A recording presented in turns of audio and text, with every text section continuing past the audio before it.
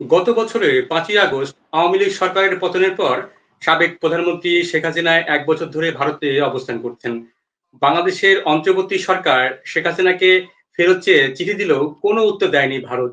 বরং দিল্লিতে বসে শীর্ষ নেতাদের সঙ্গে বৈঠক করছেন আওয়ামী লীগের সভাপতি। এদিকে বিবিসির এক প্রতিবেদনে বলা হয়েছে যে কলকাতায় পার্টি অফিস খুলে আওয়ামী লীগ কার্যক্রম চালাচ্ছে। এমন পরিস্থিতিতে বাংলাদেশ ভারত সম্পর্ক এখন কোথায় দাঁড়িয়ে আছে? এইসব প্রশ্নের উত্তর খুঁজবো আজ। আর আমাদের সঙ্গে ভারতের নয়াদিল্লি থেকে যুক্ত হয়েছেন সিনিয়র সাংবাদিক জয়ন্ত রায়চৌধুরী। দাদা নমস্কার এবং স্বাগত জানাচ্ছি আজকের এই আয়োজনে এবং আপনার কাছে কৃতজ্ঞতা প্রকাশ করছি যে আমাদেরকে সময় দিয়েছেন। দাদা আপনার কাছে প্রথম নমস্কার, জিজ্ঞাসা বলুন। জি, জি, থ্যাংক ইউ দাদা। যে ভারতের আশ্রয় নেওয়া আমাদের বাংলাদেশের প্রধানমন্ত্রী, সাবেক প্রধানমন্ত্রী আশ্রয় নিয়েছেন এবং এই বিষয়ে কিন্তু ভারত আনুষ্ঠানিকভাবে কিছুই জানায়নি। বরং আমরা বিভিন্ন গণমাধ্যমে খবর দেখছি যে দিল্লিতে বসে উনি দলের শীর্ষ নেতাদের সঙ্গে বৈঠক করছেন। এদিকে আবার গতকালকে বিবিসির বাংলার এক প্রতিবেদনে বলছে যে কলকাতায় আওয়ামী লীগের পার্টি অফিস খুলেছে। এই অবস্থায় বাংলাদেশ ভারতের সম্পর্ক কি আশঙ্কাজনকভাবে অবনতি হওয়ার শঙ্কা আছে কিনা? আপনার পর্যবেক্ষণ আসলে কি বলে? না, এটাতে কোনো আমার মনে হয় না শঙ্কা আছে কোনো রিলেশনশিপ খারাপ হবার। ভারতের একটা পুরনো ইতিহাস আছে যে ভারতবর্ষ সবসময় এই রিজনের, সাউথ এশিয়া বা এশিয়ান রিজনের নেতাদের আশ্রয় দেয় যখনই তাদের দরকার পড়ে। আং সাং সুচির বাবা মারা যাবার পরে, তাকে কুতে হত্যা করার পরে, আপনি জানেন যে আং সাং সুচির মা এবং আং সাং সুচি ভারতবর্ষে ছিল। আপনি এও জানেন যে দালাই লামা 1959-এ চায়না থেকে পালিয়ে এসেছিল, মানে টিবেট থেকে পালিয়ে এসেছিল চাইনিজ আর্মির অগ্রসনের জন্য। তার সঙ্গে প্রায় 1 লাখ ফলোয়ার্সরাও এসেছিল। তাদের সবাইকেই আশ্রয় দেওয়া হয়েছে ভারতবর্ষে এবং তারা থাকে। এ নয় যে চায়নার সঙ্গে আমাদের রিলেশনশিপ খারাপ। আপনারা জানেন যে $100 বিলিয়ন ট্রেড আছে ভারতবর্ষের চায়নার সঙ্গে এবং ব্রিক্সে, সাংঘাই কোঅপারেশন অর্গানাইজেশনে ভারতবর্ষ চায়নার সঙ্গে সবসময় কথাবার্তা বলে। হালেও যতদূর আমি জানি শ্রী নরেন্দ্র মোদী আমাদের প্রধানমন্ত্রী চায়নাতে যাচ্ছেন। তো এতে সম্পর্ক খারাপ হবার কোনো ব্যাপার নেই। নাজিবুল্লাহ যিনি এককালে আফগানিস্তান থাকেন, অনেক আফগান রিফিউজিরা দিল্লিতে থাকে। অনেক ইরাকি রিফিউজিরা সাদ্দাম হোসেনের সময়ও থাকতো। এখন after the fall of Saddam হোসেনও অনেক ইরাকি রিফিউজি থাকে। এটা ন্যাচারাল প্রসেস। ইরানের রিফিউজি অনেক থাকে ভারতবর্ষে। পার্সিরা তো আপনি জানেনই যে ভারতবর্ষে 1000 বছরের বেশি থাকছে। তারা তো ইরানেরই রিফিউজি 1000 বছর ধরে। এখন তারা ভারতীয় অবশ্যই, কিন্তু এর তো আমাদের ইতিহাস আছে। বার্মিজ বলুন, আপনি যাকে বলুন আমাদের দেশে আমরা তাদেরকে একটা জায়গা দিই এবং এটা সবাই জানে, বিশ্বের সবাই জানে এটা যে জিনিসটা। এবং তার জন্য despite the fact that Bharatvarsha অনেকগুলো যে গ্লোবাল ট্রিটি আছে অন কিপিং রিফিউজি, সেই ট্রিটি না সই করেও ভারতবর্ষ যতটা লোকেদের রিফিউজ দিয়েছে, আমার মনে হয় না কোনো পশ্চিমা দেশ অত লোককে একসঙ্গে রাখতে রাখার বন্দোবস্ত করেছে। তো কনসিকুয়েন্টলি জি দাদা, আপনি যে বললেন আমি ওই জায়গায় জানতে চাই যে ভারতে বসে যে আওয়ামী লীগের দল গুছাচ্ছেন এবং ওইখানে সাংগঠনিক কার্যক্রম করছে, এটি একটি ভারতে অন্য আপনি যে যাদেরকে আশ্রয় নেওয়ার কথা বললেন, ভারতে বিভিন্ন সময় দালাল আমাদেরকে অনেকে আশ্রয় নিয়েছেন, তারাও কি এই ধরনের রাজনৈতিক কর্মকাণ্ড ভারতে বসে করতেন কিনা? সেক্ষেত্রে শেখ হাসিনা কি বেশি সুযোগ পাচ্ছেন না সবসময় ভারতবর্ষ এভাবেই সুযোগ দিয়ে থাকেন? ভারতবর্ষ তো দালাই লামার তো গভর্নমেন্ট ইন এক্সাইল, যদিও আমরা রিকগনাইজ করি না গভর্নমেন্ট ইন এক্সাইল, কিন্তু গভর্নমেন্ট ইন এক্সাইল তো আছে, ধর্মশালায় সেটা কাজ করছে। তার একটা সিকিয়ং আছে, সিকিয়ং এর প্রাইম মিনিস্টার আছে, তার ইলেকশন হয়, তার পার্লামেন্টের মিটিং হয়। এটা তো কোনো অস্বাভাবিক ব্যাপার নয়। আপনি মনে রাখুন যে সেকেন্ড ওয়ার্ল্ড ওয়ারের সময়ও তো ইংল্যান্ডে যত ইউরোপিয়ান রাজত্ব ছিল যেগুলো জার্মানির অধীনে চলে গেছিল, তাদের রাজা, তাদের প্রাইম মিনিস্টার, তাদের পার্লামেন্ট সব তো লন্ডনে বসেছিল। চার্লস ডিগলের কথা মনে করুন যে তিনি তো পরে তাকে রিকগনাইজ করেনি ব্রিটেন বা আমেরিকা, কিন্তু তিনি তো তার গভর্নমেন্ট লন্ডন থেকে চালাতেন। তো এটা তো নর্মাল জিনিস, এটা তো কোনো একটা অস্বাভাবিক ব্যাপার নয়। ভারতবর্ষ যদি একটা জায়গা না থাকে, একটা স্থান না থাকে এই সাউথ এশিয়াতে যেখানে এই টাইপের এই যারা এরকম ভাবে অসুবিধায় পড়েছে তারা আসতে পারে, তাহলে কোথায় যাবে তারা? সমুদ্রে? আপনি নিজে চিন্তা করুন, পাকিস্তানের যারা ইন্টেলেকচুয়ালস যারা যাদের বাধ্য হয়েছে পাকিস্তান থেকে পালাতে তারা ভারতবর্ষে আছে, অনেকেই এখানে আছে। এটা ন্যাচারাল জায়গা, এটা this is a natural thing. কমনওয়েলথের আপনি চিন্তা করে দেখুন, যত যারা যেখানে যেখানে কোনো রকমের কু হয়েছে, যেখানে কোনো রকমের সিভিল ওয়ার হয়েছে, সেখানকার নেতৃবৃন্দ, সেখানকার টপ লিডারশিপ, সেখানকার ব্যবসাদার, তারা ইংল্যান্ডে গিয়ে বসে আছে। সেম ভাবে বাংলাদেশের লোকেরাও আসবে।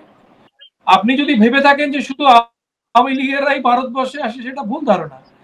এই যে 1 বছরের মধ্যে আওয়ামী লীগ ছাড়া বিএনপির নেতৃবৃন্দ দিল্লিতে এসছে, জামাতের নেতৃবৃন্দ দিল্লিতে দেখা করেছে, এবং অনেকেই কলকাতায়, যে আপনি বলছেন এই অফিস ওই অফিস, জানি না কি অফিস হয়েছে কিনা, আমি কোনোদিন দেখিনি আওয়ামী লীগের আদৌ অফিস আছে কিনা, কিন্তু এটুকু জেনে রাখবেন যে বাংলাদেশ ন্যাশনালিস্ট পার্টি, জামাতুল ইসলামীর লোকজন সবারই কিছু না কিছু গৃহ এপারে আছে। ভাববেন না যে তারাও যদি দরকার পড়ে তারা আসবে, এটা তো ন্যাচারাল প্রসেস। আপনার এই উত্তরের মধ্যে থেকে আরেকটি প্রশ্ন করার ইচ্ছে রাখছে যে আপনি বলছিলেন যে জামাত বিএনপিও ভারতে গিয়েছে বিভিন্ন বিষয় নিয়ে আলোচনা করার জন্য। আমরা জানি যে জামাত এবং বিএনপি সবসময় ভারত বিরোধী একটি মুভমেন্ট করে, ভারত বিরোধী মনোভাব দেখিয়ে বাংলাদেশে রাজনীতি করে, বিশেষ করে জামাত ইসলাম। এই জায়গা থেকে জামাত ইসলাম ভারতে গিয়ে আসলে কি করে, কি সুযোগ নেওয়ার জন্য যায়, আসলে তাদের বক্তব্য আসলে কি থাকে ভারতের কাছে আসলে? সবাই একটাই সুযোগ নেওয়ার জন্যই আসে, তারা রাজত্ব করবে এবং আমরা যেন বাধা না দিই। আমরা মানে ভারতবর্ষ, আমি কি, আমি তো একটা নগণ্য সাংবাদিক, কিন্তু তাদের একটাই সুযোগ চাই, যে তারা চায় যে ভারতবর্ষ যেন কোনো গন্ডগোল না করে। তারা যদি রাজত্বে আসে তাহলে যেন ভারতবর্ষ সেটাকে না আটকায়। এখন তারা যদি ঠিক পথে আসে, ডেমোক্রেটিক্যালি ইলেকশন জিতে আসে, আমরা কেন আপত্তি করব? এটা তো বাংলাদেশ ঠিক করবে, বাংলাদেশের নেতৃবৃন্দ কে হবে, আমরা তো ঠিক করতে পারি না। কিন্তু হ্যাঁ, ভারতবর্ষ যেহেতু একটা কনসার্ন নেবার, ভারতবর্ষ চাইবে যে বাংলাদেশে ডেমোক্রেসি আসুক এবং ইনক্লুসিভ ডেমোক্রেসি আসুক। ইনক্লুসিভ মানে সবাই যাতে তার মনোনীত ক্যান্ডিডেটকে ভোট দিতে পারে। এটা হতে পারে না যে 25 থেকে 30% লোক যারা কোনো একটা মত আদর্শকে বিশ্বাস করে, তাদের আপনি ভোট দেওয়ার চান্সই দেবেন না। এটা তো হতে পারে না। এই জিনিসটা তো ন্যাচারালি ভারতবর্ষ অবজেক্ট করবেই। এরকম যদি কিছু সিচুয়েশন হয় তাহলে ভারতবর্ষ নিশ্চয়ই অবজেক্ট করবে। কিন্তু যদি ডেমোক্রেটিক্যালি একটা প্রপারলি হেল্ড ইলেকশন হয়, উইচ ইজ ইনক্লুসিভ, ভারতবর্ষ নিশ্চয়ই সেটা অ্যাকসেপ্ট করবে। এটাও ন্যাচারাল জিনিস। ভারতবর্ষের সময় রাখেনি, রেখেছে। জিয়াউর রহমানের সময় কি সম্পর্ক রাখেনি? রেখেছে, নিশ্চয়ই রেখেছে। আপনি যে 20 থেকে 30% বিষয়ে কথা বললেন, আপনি কি আওয়ামী লীগকে উদ্দেশ্য করে বলছেন? কারণ আমরা এখন যে পরিস্থিতি জানি যে আগামী ফেব্রুয়ারিতে বাংলাদেশের ভোট হবে এবং সেই ভোটে বর্তমান পরিস্থিতিতে আওয়ামী লীগের নির্বাচনে অংশগ্রহণ করার সুযোগ নেই। সেক্ষেত্রে যদি আওয়ামী লীগ ছাড়া যদি ভোট হয়, সেই ভোটে যদি বিএনপি বা জামাত যদি ক্ষমতায় আসে, সেক্ষেত্রে ভারতের দৃষ্টিভঙ্গি কি হতে পারে? ভারত কি সেই জায়গাটাকে সুযোগ দেবে বা সাপোর্ট রাখবে কিনা? যতদূর আমরা জানি, আমরা অবশ্য ন্যাচারালি আমরা এখান থেকে দূর থেকে বলছি, 1500-1600 কিলোমিটার দূর থেকে কথা বলছি, কিন্তু যতদূর আমরা জানি যে ওয়ার্স্ট পিরিয়ডেও বিএনপির 25 থেকে 30% ভোট সবসময় ছিল। আওয়ামী লীগেরও ওয়ার্স্ট পিরিয়ডে যখন খুব আনপপুলার ছিল, তখনও তার কাছে 25 থেকে 30% ভোট বরাবর ছিল। বাকি যে 40% ভোট, সেটা সুইঙ্গিং ভোট ছিল। তার মধ্যে জামাতের হয়তো হার্ডকোর ভোট ম্যাক্সিমাম 7 থেকে 8%, তার বেশি কোনোদিনও হয়নি। একবার শুধু 12% পেয়েছিল আমার, যখন বিএনপির সঙ্গে একসঙ্গে সাংগঠনিক ভাবে যুক্ত হয়ে তারা ইলেকশন লড়েছিল, বোধহয় 1992, আমি যদি বছরটা ভুল না বলে থাকি। এবং সেই 12%-এর মধ্যে ধরে নিন 6% অ্যাকচুয়ালি বিএনপি। তো সেই জন্য Jamaat on its own can hardly come to power, we all know that, আমরা সবাই বুঝতে পারি সেটা। বিএনপির সঙ্গে যেতে পারে বা আওয়ামী লীগের সঙ্গে যেতে পারে বা অন্য ছোট ছোট দলের সঙ্গে যেতে পারে, চেষ্টা করতে পারে, নিশ্চয়ই চেষ্টা করতে পারে। যে জিতবে সে বাংলাদেশ রাজত্ব করবে। ভারতবর্ষ কি করে বলবে যে কে জিতবে? আমরা তো আর ভোট দেবো না, ভোট তো বাংলাদেশিরা দেবে।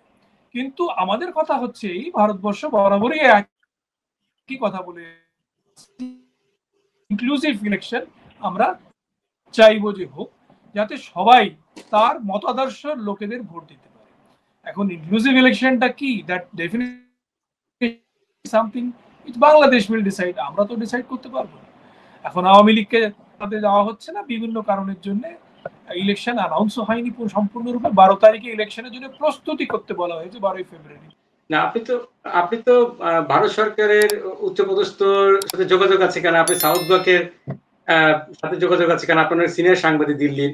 সে কারণেই আপনার কাছ থেকে একটু ধারণা পাওয়া যায় ভারত সরকারের আসলে দৃষ্টিভঙ্গি কেমন। যদি ধরেন আমরা তর্কের খাতিরে ধরে নিই যে আপাতত আওয়ামী লীগ ছাড়া ইলেকশন হচ্ছে, সেক্ষেত্রে ভারত কি বাংলাদেশের এই নির্বাচনে, যদি ফেব্রুয়ারি নির্বাচন হয়, সেই নির্বাচনে যে সরকার আসবে সেই সরকারের সমর্থন দিয়ে যাবে কিনা, যে জন্য জামাত বা বিএনপি দিল্লিতে দৌড়াদৌড়ি করেছিল? দেখুন, ভারতবর্ষ সবার সঙ্গে কাজ করতে রাজি থাকে, এমনকি ইন্টারিম সরকারের সঙ্গেও তারা হাত বাড়িয়েছিল। আমাদের ফরেন সেক্রেটারি ইন্টারিম সরকারের সঙ্গে কথাবার্তা বলতে গেছিলেন, ঢাকাতে গেছিলেন উনি। ওনারা এখানে আসেননি, ঢাকাতে আমরা আমাদের ফরেন সেক্রেটারিকে পাঠিয়েছিলাম। আপনি মনে রাখবেন যে প্রধানমন্ত্রীর সঙ্গে থাইল্যান্ডে শীর্ষ বৈঠকে, বিমস্টেকের শীর্ষ বৈঠকের সাইডলাইন্সের কথাবার্তা হয়েছে। কিন্তু আমরা ভারতবর্ষ দেখে আসছি বরাবর যে এইসব কথাবার্তার মধ্যেও ভারত বিরোধী বার্তা এই গভর্নমেন্টের কিছু লোক দিয়ে আসছে, মিক্স সিগন্যালস আসছে। একবার বলা হচ্ছে আমরা ভারতের সঙ্গে বন্ধুত্ব করতে চাই, 3 দিক দিয়ে ভারত আমাদের ঘিরে রেখেছে, আমরা ভারতের সঙ্গে কথা বলতে বাধ্য। আবার অন্যদিকে একবার বলা হচ্ছে নর্থ ইস্ট তো আমাদের থ্রু দিয়েই যেতে হবে, আমরা হচ্ছি গার্জেন অফ দ্য ওশন, আমাদের পথ দিয়ে বা নর্থ ইস্টে যেতে হবে আপনাদের, আমাদেরই জমিতে আমরা যাব অন্য লোকের বাড়ির ভিতর দিয়ে। এ কথা, এই আখ্যা একটু অদ্ভুত শোনায়। আরো অনেক রকমের বিভিন্ন রকমের হয়েছে, ঘটনা ঘটেছে। একজন অ্যাডভাইজার একটা ম্যাপ দিয়েছিল গ্রেটার বাংলাদেশের, সেই ম্যাপটা অবশ্য তিনি তৎক্ষণাৎ কিছুক্ষণ কয়েক ঘন্টার মধ্যে উইথড্র করেছিলেন সোশ্যাল মিডিয়াতে। কিন্তু আমাদের মনে রাখতে হবে যে an advisor is a minister to the government of Bangladesh. আমাদের এও মনে রাখতে হবে যে তারা অনেক রকমের অ্যান্টি ইন্ডিয়ান স্টেটমেন্টস দিয়েছে, বিভিন্ন অ্যাডভাইজাররা দিয়েছে, বিভিন্ন সময় দিয়েছে।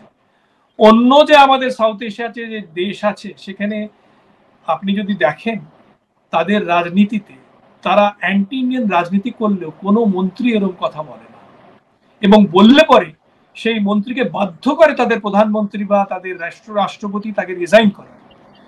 মরিশাসে হয়নি, সরি, মালদ্বীপসে দুজন অ্যাডভাইজার গভর্নমেন্ট অফ ইন্ডিয়া মানে ভারতবর্ষের বিরুদ্ধে কথা বলেছিল, স্টেটমেন্টস দিয়েছিল, যদিও তাদের রাষ্ট্রপতি অ্যান্টি ইন্ডিয়ান প্ল্যাঙ্কের উপরে ইলেকশন জিতেছিলেন, তিনি বাধ্য করেছিলেন সেই মন্ত্রীদের সঙ্গে সঙ্গে রিজাইন করাতে। কিন্তু বাংলাদেশে তা হয়নি। আপনি থাকবেন সমুদ্রের পাশে, তারপরে রোজ আপনি কুমিরের সঙ্গে ঝগড়া করবেন, এটা তো ভালো লক্ষণ নয়, এটা তো স্বাস্থ্যকর লক্ষণ নয়। কিন্তু বাংলাদেশ থেকেও ক্ষতি হচ্ছে না এইসব বললে পরে, কিন্তু স্বাস্থ্যকর কি হয় বাংলাদেশের জন্য? কিন্তু স্বাস্থ্যকর আপনি নিজে চিন্তা করে দেখুন যে ভারতবর্ষের ভিসা সেন্টার এবং ভারতবর্ষের কালচারাল সেন্টার, যেটা অ্যাকচুয়ালি আমাদের সোভারেন টেরিটরি, যে কোনো জানেন যে কোনো দূতাবাস এবং তার সংলগ্ন যে প্রপার্টিজ, সেগুলো সেই দেশের সোভারেন টেরিটরি, সেগুলোকে আগুনে জ্বালিয়ে দেওয়া হয়েছিল, ধ্বংস করা হয়েছিল গণঅভ্যুত্থানের সময়। আজ অব্দি কি কেউ ক্ষমা চেয়েছে তার জন্য? আজ অব্দি কি কেউ তার ক্ষতিপূরণ দেওয়ার কথা বলেছে? অনেকে ওখান থেকে বলছে যে আমাদের ভিসা প্রক্রিয়া এত কঠিন কেন হয়ে গেছে, কেন ভিসা দেওয়া হচ্ছে না। কিন্তু তারা কি এটা ভেবেছে যে ভিসা দেবে কোত্থেকে? ভিসা সেন্টারে যদি সিকিউরিটি না দেওয়া যেতে পারে, আমাদের লোকজন যারা ভিসা কাজ করবে তাদেরকে সিকিউরিটি না দেওয়া যেতে পারে, তাহলে কি করে একটা প্রপার ভিসা সেন্টার তৈরি করা হবে? এটা তো একটা অদ্ভুত। কারণ বাংলাদেশে এককালে আমরা 7 লাখ 8 লাখ ভিসা বছরে দিয়েছি। এটা তো ন্যাচারাল যে আসবে, তারা আমাদের এসে এখানে আসবে, তাদের আত্মীয় স্বজন আছে, বন্ধু বান্ধব আছে, বাজার হাট আছে, বিয়ে শাদী আছে, অনেক কিছু আছে, চিকিৎসা আছে। কিন্তু সেই নর্মাল রিলেশনশিপটা রাখতে গেলে তো নর্মালসি মেনটেন করতে হবে। নর্মালসি তো মেনটেন হচ্ছে না। আপনি জানেন যে রূপপুর নিউক্লিয়ার পাওয়ার প্ল্যান্ট নিয়ে অনেক রকমের কথা। It is actually the cheapest nuclear power plant anywhere in the world. আর এটা রাশিয়ার সঙ্গে যুক্ত হয়েছে, ভারতবর্ষের সঙ্গে হয়নি। কিন্তু আপনি ভুলে যাবেন না, এটা কিন্তু একটা একরকমের ট্রাইপার্টাইট এগ্রিমেন্ট। এখন রূপপুরকে ক্রিটিক্যাল স্টেজে নিয়ে যাওয়া হচ্ছে। সেখানে কি ভারতবর্ষের সঙ্গে কোনো বার্তালাপ বা কোনো রকমের আলাপ হয়েছে? হয়নি। চাইনিজ কন্ট্রাক্টররা সেই রূপপুর প্ল্যান্টে তাদের ডাকা হবে। ছোটখাটো যে লোকাল কাজ করা, যেগুলো বাংলাদেশের ইঞ্জিনিয়ারিং ফার্মরা করতে পারবে না, এবং রাশিয়ানরা এত দাম খরচা করে বাংলাদেশে এসে করবেও না, রিস্কও নেবে না, কারণ রাশিয়ার বিরুদ্ধেও অনেক কথাবার্তা হয়েছিল বলে। সেখানে ইন্ডিয়া ট্রাইপার্টাইট পার্টনার, ইন্ডিয়ার সঙ্গে কোনো কথাবার্তা হয়নি। আপনারা একটা nuclear power plant, you are going to make it run it critical, means nuclear ফিশনের একটা যেভাবে নিউক্লিয়ার পাওয়ার হয় সেই জিনিসটা হওয়ার কাছে যাচ্ছে। আপনারা একটা লো গ্রেড টেকনোলজি চাইনিজ একটা কোনো একটা মাল নিয়ে এসে, ইঞ্জিনিয়ারিং মাল নিয়ে এসে বসিয়ে দেবেন, কত বড় রিস্ক আপনারা বেয়ার করছেন জানেন? কিন্তু আপনারা করছেন। কেন করছেন? কারণ ভারত বিরোধিতা হবে, ভারত একটা জুজুবুড়ি হয়ে গেছে ভারত। আমরা we are a tested and tried nuclear power. 1974 থেকে we have been a nuclear weapons power. We have been a nuclear electricity power from the 1950s onwards. আমাদের ভাবা অ্যাটমিক রিসার্চ সেন্টার বোম্বেতে 56 এ হয়েছে। We know how to make nuclear power. We know how to run a nuclear plant. We know how to fabricate things which are necessary. The metallurgy needed. India is an expert in it. সেই জন্যই Russia insist করেছিল ভারতবর্ষে সাথে আমরা থাকবে, কারণ ভারতবর্ষ এই কাজগুলো করতে পারে।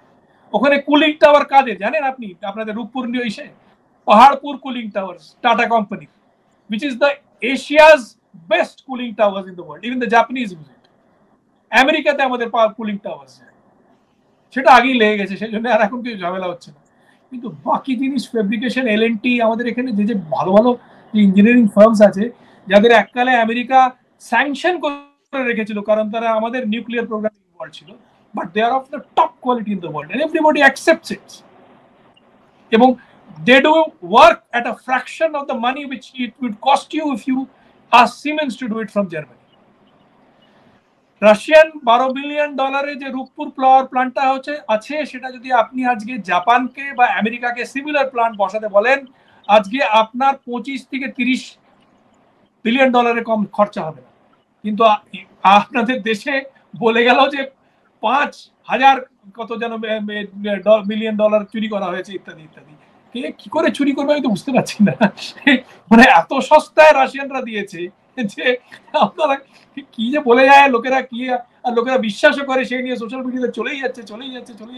আমি দেখে যাচ্ছি there is no educated, যদি মানে ইফ ইউ ওয়ান্ট টু, নিশ্চয়ই কিছু না কিছু গন্ডগোল হয়েছে আওয়ামী লীগ সরকারের সময়, হতে পারে না যে কোনো গন্ডগোল হয়নি, কিন্তু to say that this Russian power plant is a mine of corruption is funny.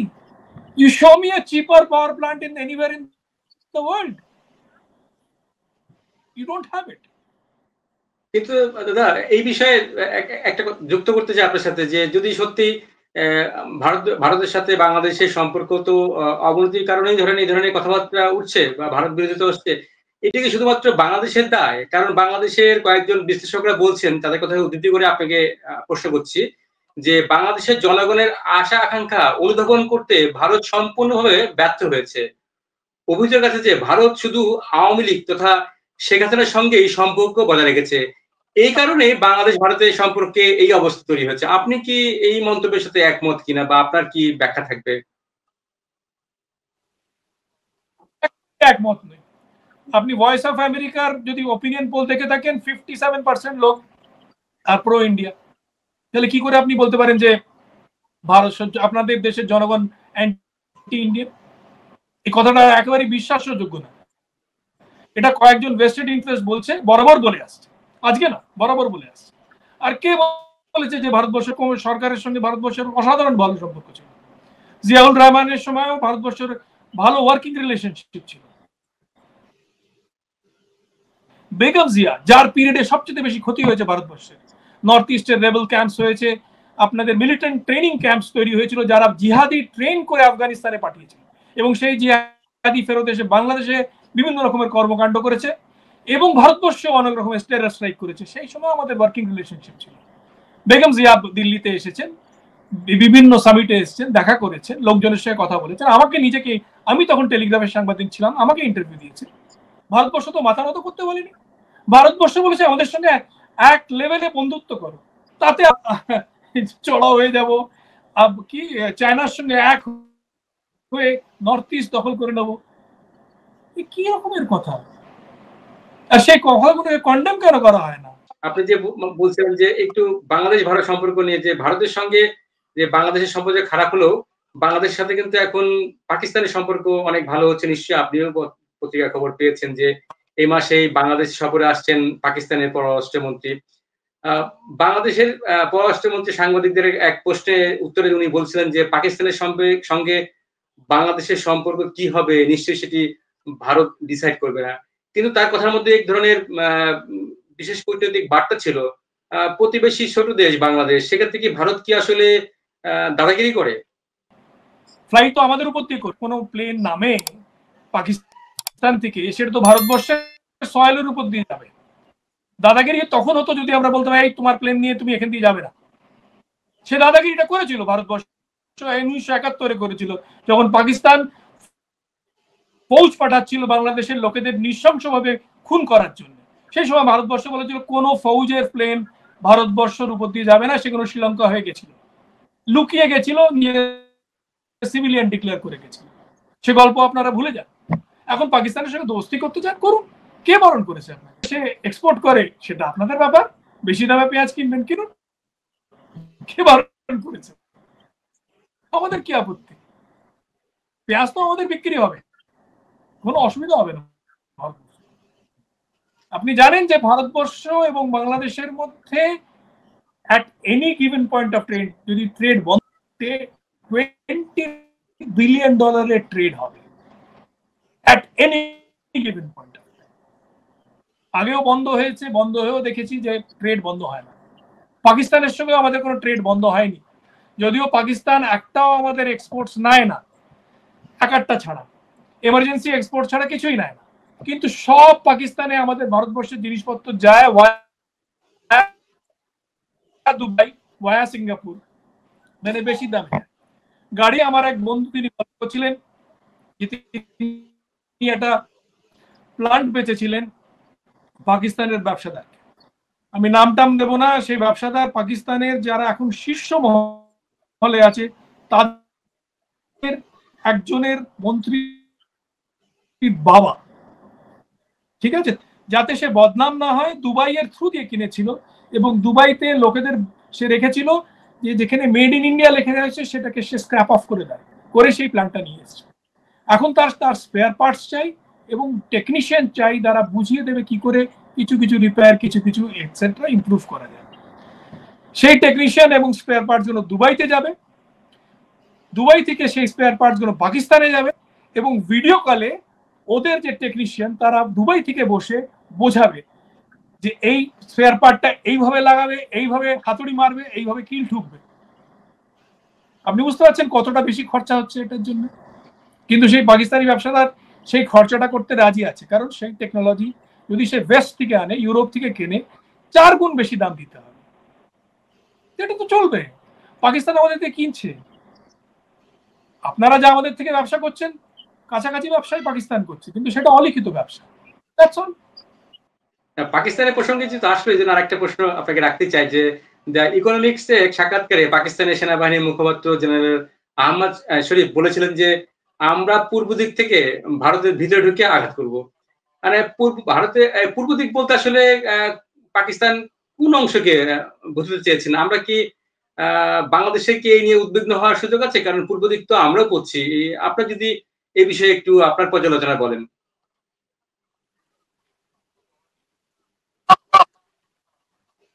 দেখুন, পাকিস্তান যদি বাংলাদেশে বেস করার চেষ্টা করে, ভারতবর্ষ কোনোদিনও করতে দেবে না।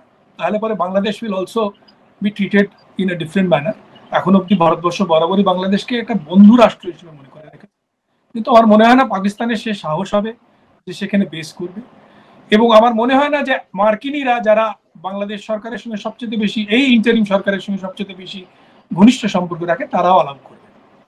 তারা পাকিস্তানিদের মোটেই এখানে বেস করতে দেবে না। তো পাকিস্তান যদি বলে যে পূর্ব দিক থেকে আক্রমণ করবে, that will be mostly missile attack or Naval attack. যদি কোনোদিন করে, আমার মনে হয় না করবে, সেই সাহস পাকিস্তানের নেই, সেই দুঃসাহসও নেই। কিন্তু যদি করেন, নেভাল অ্যাটাক হতে পারে। নেভাল অ্যাটাক, এদিকে ওদের জাহাজ ইন্দোনেশিয়া অব্দি যায়, they don't have a blue water, true blue water navy. এই পুরো এশিয়া অঞ্চলে শুধু তিনটে দেশের অ্যাকচুয়ালি ব্লু ওয়াটার নেভি আছে, ভারতবর্ষ, জাপান এবং China, and in that order. এখন চায়না নিজের নেভাল ফ্লিট বাড়াচ্ছে, হয়তো আমাদেরকে ছাপিয়ে যাবে, কিন্তু টেকনোলজিক্যালি ভারতবর্ষ প্রথম সারিতে আছে, তারপরে জাপান, তারপরে চায়না। চায়নার যে এয়ারক্রাফট ক্যারিয়ার গুলো আছে সেগুলোকে আমেরিকানরা খুব সংখ্যা আছে অনেক, কিন্তু PLA is very strong. PLA land army is very strong. Their air force is strong, but naval power, they are not a naval power. They have never fought a naval war in their lifetime as yet. ভারতবর্ষ naval war জিতেছে। আপনারা নিজেরা জানেন যে করাচি হারবার সম্পূর্ণরূপে ধ্বংস করে দিয়েছিল 1971-এ। আপনারা এও জানেন যে পাকিস্তানের এন্টায়ার মার্চেন্ট ফ্লিটকে ক্যাপচার করেছিল 1971-এ। পাকিস্তানের ভার্চুয়ালি যখন 71 যুদ্ধ শেষ হয়েছিল, পাকিস্তান নেভির কাছে একটাও জাহাজ বাকি ছিল না। সেগুলো হয় সমুদ্রের তলায় ছিল, আর নাহলে সেগুলো আমাদের কাছে বন্দি জাহাজ হিসেবে ছিল। তো আমরা we have fought a war and fought a war against a country which had only European equipment. তাদের নিজেদের বানানো একটাও নৌজাহাজ ছিল না, একটাও সাবমেরিন নিজেদের বানানো ছিল না। আমাদের টেকনোলজিক্যালি যথেষ্ট আমরা অ্যাডভান্স, নিজেদের সাবমেরিন নিজেরা বানাই, নিজেদের জাহাজ নিজেরা বানাই, and the world considers it to be of world class. So consequently, we are a strong naval power. Let us understand that. We are the only naval power. আজকে যদি সোমালি পাইরেটসদের দমন করা হয়েছে, সেটা কারণ ভারতীয় জাহাজে হয় না, যে আমাদের বারবার আমরা জাহাজ পাঠিয়ে এসেছি, ফ্রিগেট পাঠিয়েছি। স্ট্রেটস অফ মালাক্কাতে এককালে পাইরেসি ছিল, সেটাকে সম্পূর্ণরূপে দমন হয়েছে, সেটা ভারতীয়দের জন্য। সাথে মালয়েশিয়া এবং ইন্দোনেশিয়া আমাদের সঙ্গ দিয়েছিল, কিন্তু মেজর পাওয়ার ছিল ভারতবর্ষ। আপনি যদি মনে করেন যে সেই সময় যখন একটা বিরাট বড় টাইফুন হয়েছিল, আপনি মনে থাকবে যে পুরো সাউথ ইস্ট এশিয়া বিধ্বস্ত হয়েছিল। সেই সময় emergency relief entire south east এশিয়াতে ভারতীয় নেভি দিয়েছে। বাংলাদেশে যতবার কোন রকমের বড় টাইফুন এসছে, ভারতীয় নেভি এয়ারফোর্স সেখানে গিয়ে সাহায্য করেছে। সো সেই র্যাপিড ডিপ্লয়মেন্ট ক্যাপাসিটি আমাদেরই আছে, অন্য কারোর নেই।